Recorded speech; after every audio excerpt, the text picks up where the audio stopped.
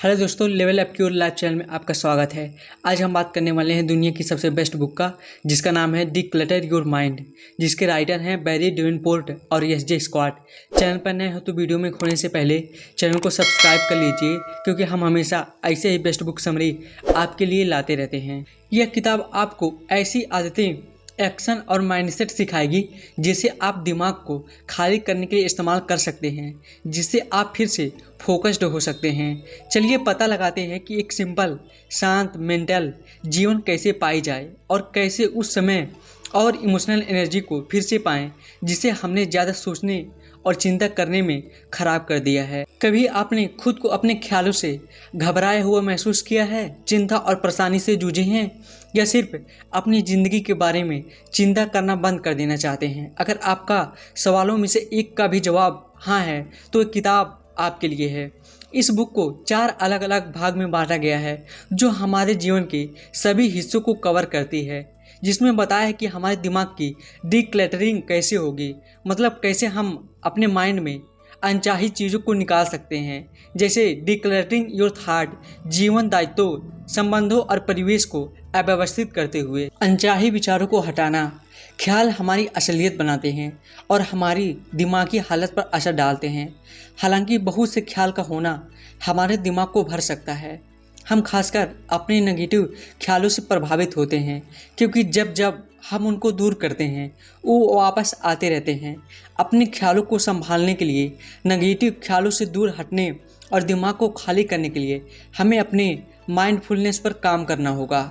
गहरी सांस लेने पर ध्यान केंद्रित करना। जब हम बहुत दबा हुआ या परेशान महसूस करते हैं तो हमें लगातार सांस लेनी पड़ती है और सांस की कमी होती है। धीमी, गहरी और लय में सांस लेना हमारे दिमाग पर फिर से काबू पाने में मदद कर सकता है। ज़्यादातर ध्यान साधना शांत बैठने, अपनी सांस पर ध्यान देने और किसी भी तरह के डिस्ट्रैक्शन को अनदेखा करने से शुरू होती है। इससे उत्पादकता बढ़ती है, ध्यान बेहतर होता है, तनाव कम होता है और दिमाग की शक्ति बढ़ती है। रोज़ 10 मिनट की ध्यान साधना से शुरुआत करें। ध्यान एक तरीका है अपने दिमाग के शांत हिस्से में जाने का, जो पहले से ही दिमाग में है उन 50,000 ख्यालों के नीचे दबा हुआ, जो एक आम इंसान एक दिन में सोचता है। सभी नकारात्मक विचारों को रिफ्रेम करें। आलोचनात्मक सोच हमें समस्याओं को जल्दी और प्रभावी ढंग से हल करने की क्षमता देती है। रचनात्मक सोच हमें मूल, विविध और विस्तृत विचारों और संबंधों को विकसित करने की अनुमति देती है, पर अक्सर अनचाही नेगेटिव थिंकिंग हमारे दिमाग को भर देती है और हमारी ज़िंदगी के जोश को ख़त्म कर देती है। इस आदत को बदलने और उसे दोबारा बनाने के लिए वाचर बनो। अपने ख्यालों के बारे में पता लगाएं। खुद को अपने ख्यालों से अलग करके ऑब्जर्व करें कि आपके दिमाग में क्या चल रहा है। उस विचार को नाम दें। दिमागी तौर से मान लें कि ये ख्याल आपकी असलियत नहीं है। बोलिए, मुझे ख्याल आ रहा है कि मुझे ये सब कभी नहीं मिलेगा। बस ना कहें। कल्पना करें कि आप नकारात्मक विचार को एक गहरे छेद में डाल रहे हैं या एक गुब्बारे में जो दूर उड़ जाता है। रबड़ बैंड ट्रिक आजमाएं। जब नेगेटिव थिंकिंग में फंस जाएं तो धीरे से एक रबड़ बैंड अपनी कलाई पर चढ़ा लें। इससे आपके नकारात्मक विचारों का प्रवाह रुक जाएगा। अपने ट्रिगर्स को जानें। लगभग हर नेगेटिव थॉट किसी इंसान, सिचुएशन या फिजिकल स्टेट से आती है। उन ट्रिगर्स को लिखें ताकि आपको पता रहे वो कब आते हैं। अपने आप को डिस्ट्रैक्ट करें। डिस्ट्रैक्शन का इस्तेमाल करके चक्र को तोड़े। खुद को ऐसे काम में लगाएं जिसमें ध्यान और दिमागी शक्ति लगती हो। अपने पुराने माइंड को नई ट्रिक सिखाएं। विचार को चुनौती दें और उसे बदलें। ख्याल को चुनौती दें और उसे बदल दें। खुद को कोई सकारात्मक घटना या कोई पुरानी जीत याद दिलाएं। अभ्यास स्वीकृति। एक गहरी सांस लें और दिमागी रूप से लड़ना बंद करें। खुद से पूछें, क्या मैं इस स्थिति को सुधारने के लिए कुछ कर सकता हूँ? क्या इससे सीखने के लिए कुछ सकारात्मक है? इसे खत्म करते ही मुझे सपोर्ट कैसे मिल सकता है? सोच समझकर कार्रवाई करें। कुछ ऐसा करें जिसमें ध्यान लगे और दिमाग को चुनौती मिले, ताकि फिर से आप ज़्यादा सोचने या चिंता में जाने से बच सकें। ऐसे काम है लिखना, पेंट करना या ड्राइंग करना, कोई बात यंत्र बजाना या हाथ से कुछ बनाना। चिंता करने वाला टाइमर सेट करें। एक 10 से 15 मिनट का टाइमर सेट करें और खुद को सभी उन चीज़ों पर ध्यान देने का मौका दें जो आपके दिमाग में आता है। उन सबको बाहर निकालें। अपने ख्यालों को लिखें ताकि उनके जवाब ढूंढे जा सके। अपने जीवन के दायित्वों को कम करना हमारे लिए क्या बेस्ट है, इसे ठीक से समझने की जगह हम में से ज़्यादातर लोग सिर्फ उस पर प्रतिक्रिया करते हैं जो भी ज़िंदगी हमें देती है। इतनी जानकारी के ओवरलोड को कम करने का एक आसान सा तरीका है हमारी बुनियादी मान्यताओं को परिभाषित करना, जो वक्त, मुश्किल और बदलाव के आधार पर होती है। आपके मूल्यों को परिभाषित करने के लिए 4 कदम रणनीति हैं। अपने मूल्यों को पहचानें। अपनी वैल्यू की लिस्ट जांच करें जो आपकी पर्सनल और प्रोफेशनल जीवन के लिए ज़रूरी है। उन्हें लिखें। दोनों कॉलम में से टॉप 5 मूल्यों को चुनें और उन्हें 2 अलग अलग पेज पर लिखें। अपने जीवन की प्राथमिकताओं को स्पष्ट करें। प्राथमिकताएं आपको बताती हैं कि अपना समय, ऊर्जा और पैसा कैसे खर्च करना है। ऐसे 7 प्रमुख जीवन क्षेत्र हैं: कैरियर, परिवार, विवाह, आध्यात्मिकता, व्यक्तिगत विकास, सामाजिक जीवन, प्रबंधन और स्वास्थ्य। सोने, खाने और हाइजीन को हटाकर हम सबके पास हर हफ्ते 100 घंटे जागने के घंटे होते हैं। अपनी वैल्यू के हिसाब से हर एरिया को आप कितने घंटे देंगे? क्या आपकी असल ज़िंदगी आपकी आदर्श ज़िंदगी से अलग जा रही है? कुछ स्पेसिफिक एक्शन से आप इसे फिर से बैलेंस कर सकते हैं। प्रेजेंट का आराम और भविष्य की प्लानिंग एक साथ की जा सकती है। हर पल का मजा लेना ही बेस्ट की है।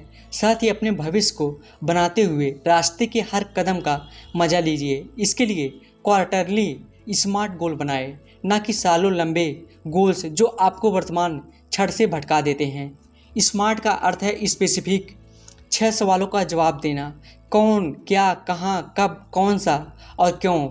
मिजरेबल: ठीक समय, अलग अलग इकाइयों की राशि, लक्ष्यों की तरफ आपकी प्रगति को नापना। अटेनेबल: अपने लिमिट को फैलाना वहाँ तक जहाँ तक पहुँचना संभव है।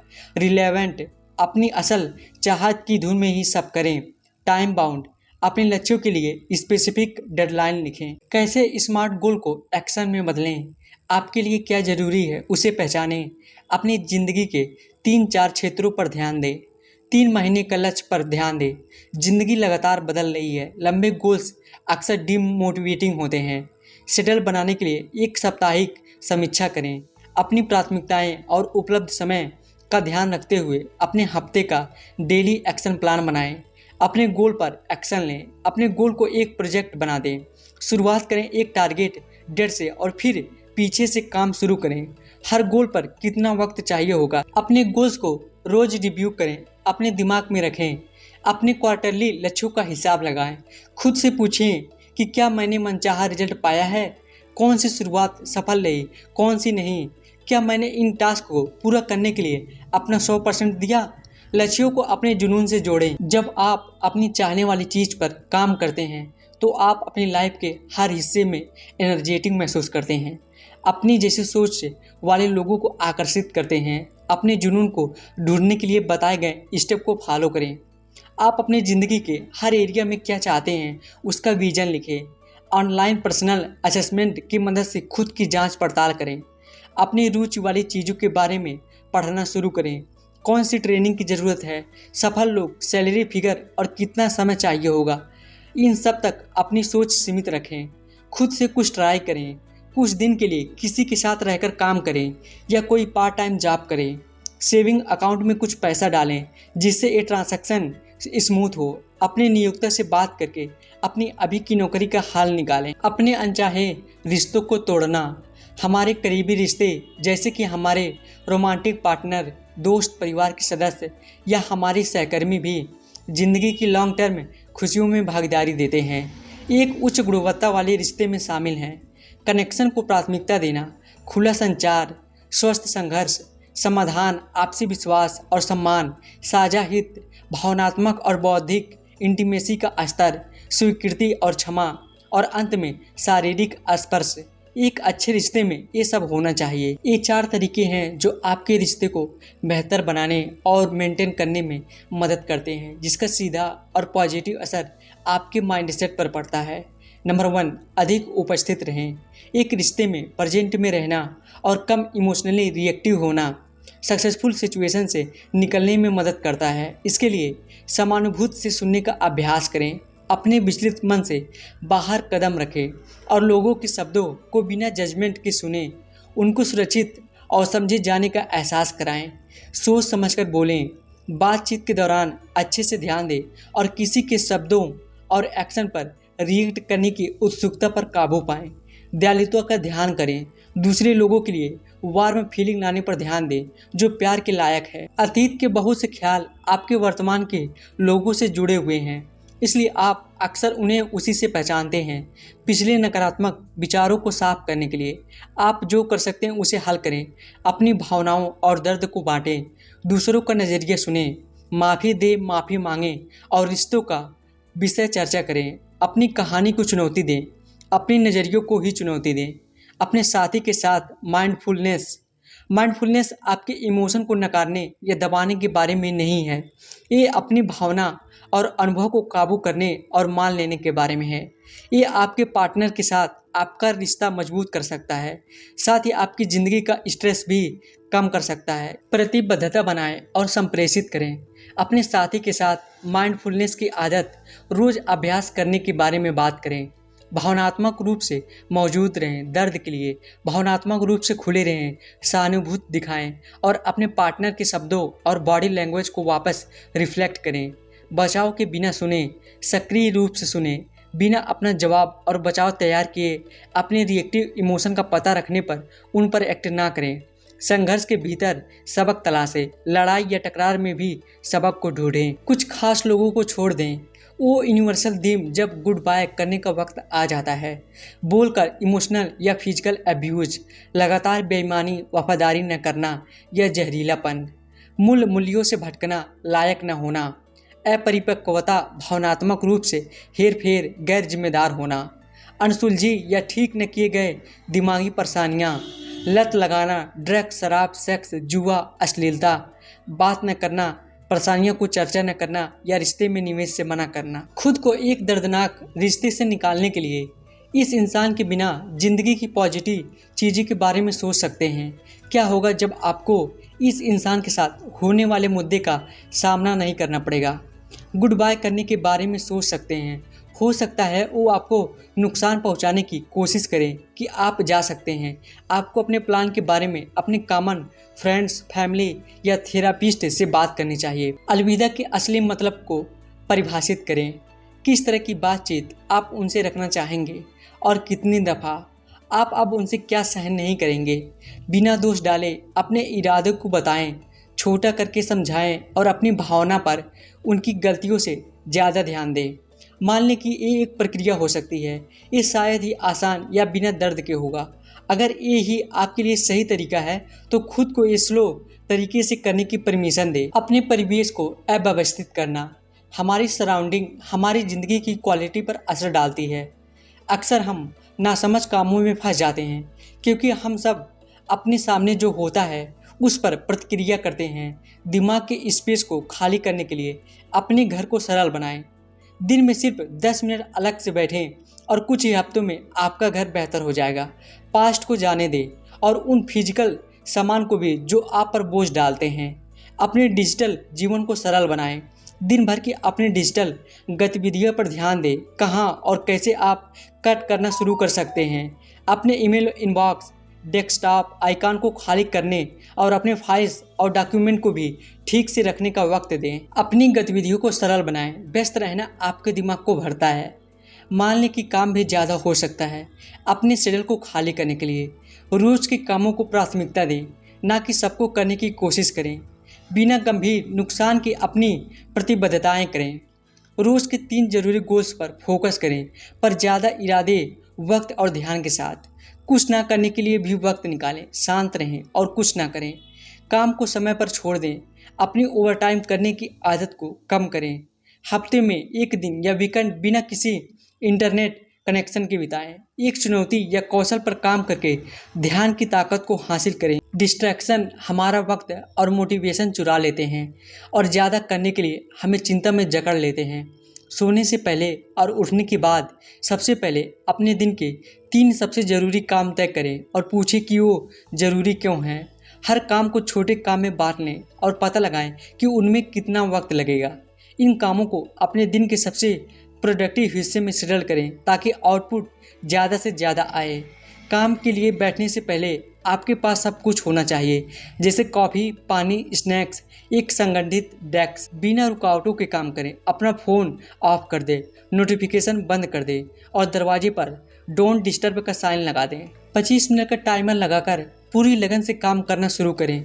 जब टाइमर खत्म हो जाए तो खुद को छोटा ब्रेक दें, पर कुछ ऐसा ना करें जिससे आपका ध्यान भटक जाए, जैसे कॉल, ईमेल। अपने 3 सबसे ज़रूरी कामों के बीच लंबी 15 से 25 मिनट के ब्रेक लें।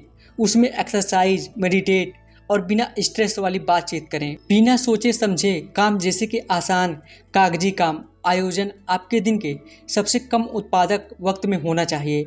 अपने कार्यों को सरल बनाएं। सबसे मुश्किल कामों के दौरान भी प्रेजेंट में रहने और जागरूक बनने के लिए बताए गए स्टेप को फॉलो करें।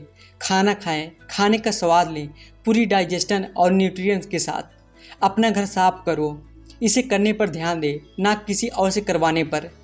रास्ते पर ध्यान दें और चलने को ही मंजिल बन जाने दें। प्रकृति का अनुभव करें, अपनी सभी सेंस के साथ सराउंडिंग पर ध्यान दें। व्यायाम, अपनी बॉडी पोस्चर, डिस्कम्फर्ट और मूवमेंट पर ध्यान दें। महत्वपूर्ण सीख, आपका दिमाग ही आपके सभी अनुभवों का आधार है, इसे रोज ट्रेन करें। गहरी सांस और ध्यान दखल देने वाली भावनाओं और ख्याल से अलग करने में मदद कर सकते हैं।